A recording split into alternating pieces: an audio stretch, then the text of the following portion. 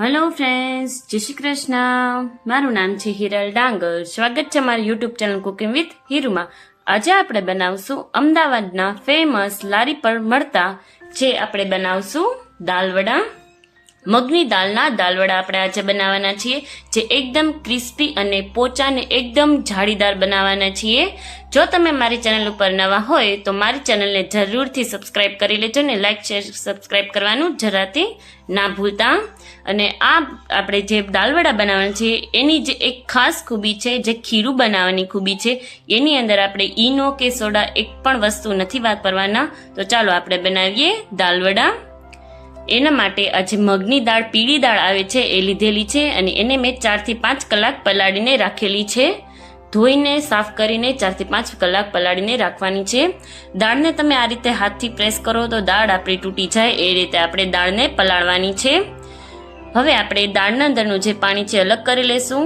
જાળીની અંદર દાળ નાખીને આ રીતે પાણી આપણે અલગ કરશું અને પાણી અલગ કર્યા બાદ આપણે આ દાળને આમનામ જ 4 થી 5 મિનિટ રહેવા દેશું, એટલે જે અંદર બધું પાણી હોય એ નીકળી જાય ને દાળ આપણી એકદમ સરસ રીતે કોરી થઈ જાય. દાળ હવે એકદમ સરસ રીતે કોરી થઈ ગઈ છે. આપણે એક મિક્સર જાર લેશું અને એની અંદર આપણે જે આ દાળ છે નાખશું. દાળ આપણે એકસાથે બધી નહીં નાખીએ, હું થોડી અલગ રાખું છું. હવે આપણે આની અંદર આદુના ટુકડા નાખશું, લસણની કળીઓ નાખશું. જો લસણ ન ખાતા હોય તમે સ્કીપ કરી શકો છો. 2 લીલા મરચાં લીધેલા છે.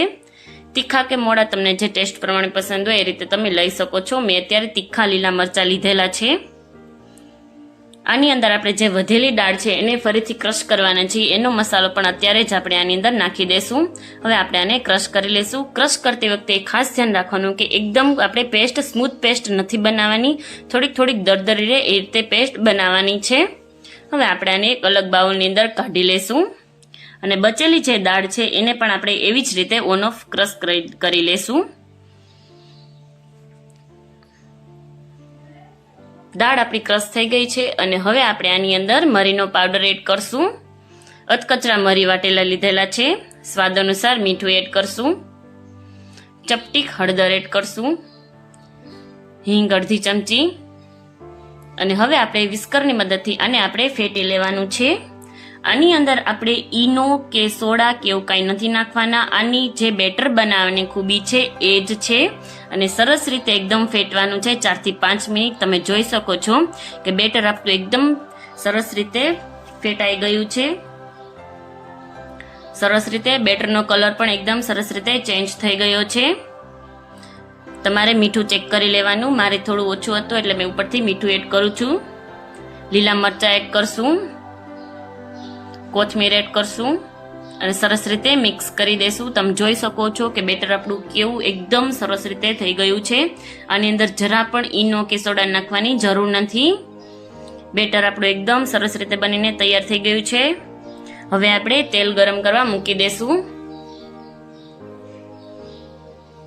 તેલ હવે આપણું ગરમ થઈ ગયું છે. તેલનું એક ખાસ ધ્યાન રાખવાનું છે કે તેલ આપણું એકદમ ગરમ ના થઈ ગયેલું હોવું જોઈએ. તમે જોઈ શકો છો કે હું તમને આની અંદર વડું પાડીને બતાવી રહી છું. જોઈ શકો છો કે તેલ આપણું આટલું જ ગરમ હોવું જોઈએ. બહુ ઝાઝું તેલ આપણું ગરમ ના હોવું જોઈએ, નહીતર જ્યારે તમે વડું નાખશો તો નાખતા વેજ જ વડું આપણું બળી જશે. એટલે લો ટુ મીડિયમ ફ્લેમ ઉપર રાખીને જ તેલને આપણે ગરમ કરવાનું છે. અને હવે આપણે તેલ આપણું એકદમ સરસ રીતે ગરમ થઈ ગયું છે. નાના કે મોટા તમને જે સાઈઝના પસંદ હોય એ રીતે તમે વડા પાડી શકો છો. વડા પાડીને લો ટુ મીડિયમ ફ્લેમ ઉપર રાખીને આપણે વડાને સરસ રીતે બંને સાઈડ ક્રિસ્પી થાય ત્યાં લગી આપણે આને તળી લેવાના છે. આ વરસાદની સિઝનની અંદર આ મગની દાળના વડા ખાવાની ખૂબ જ મજા આવે છે. એકદમ ક્રિસ્પી અને અંદરથી પોચા અને જાળીદાર બને છે. સરસ રીતે આપણા વડા એકદમ તળાઈને તૈયાર થઈ ગયા છે. તમે જોઈ શકો છો કે એકદમ ગોલ્ડન કલરના વડા આપણા તૈયાર થઈ ગયા છે. અને આપણે ટીશ્યુ પેપર ઉપર કાઢી લેશું એટલે કે જે વધારાનું તેલ હોય છે એ પણ અલગ રીતે નીકળી જાય. અને આ વડા સાથે ખાવાના આપણે મરચાં તળી લેશું. મરચાંની જગ્યાએ તમે જે સુરતી મરચી આવે છે એ પણ તળી શકો છો. વડા આપણા એકદમ બનીને તૈયાર થઈ ગયા છે. સાથે આપણે ડુંગળી અને મરચાંને સર્વ કરીએ છીએ. આ વરસાદની સિઝનની અંદર ખાવાની ખૂબ જ મજા આવે તેવા અમદાવાદના લારી જેવા ફેમસ દાલવડા એકદમ બનીને તૈયાર થઈ ગયા છે, જે એકદમ બહારથી ક્રિસ્પી અને અંદરથી પોચા અને જાળીદાર બનીને તૈયાર થયા છે.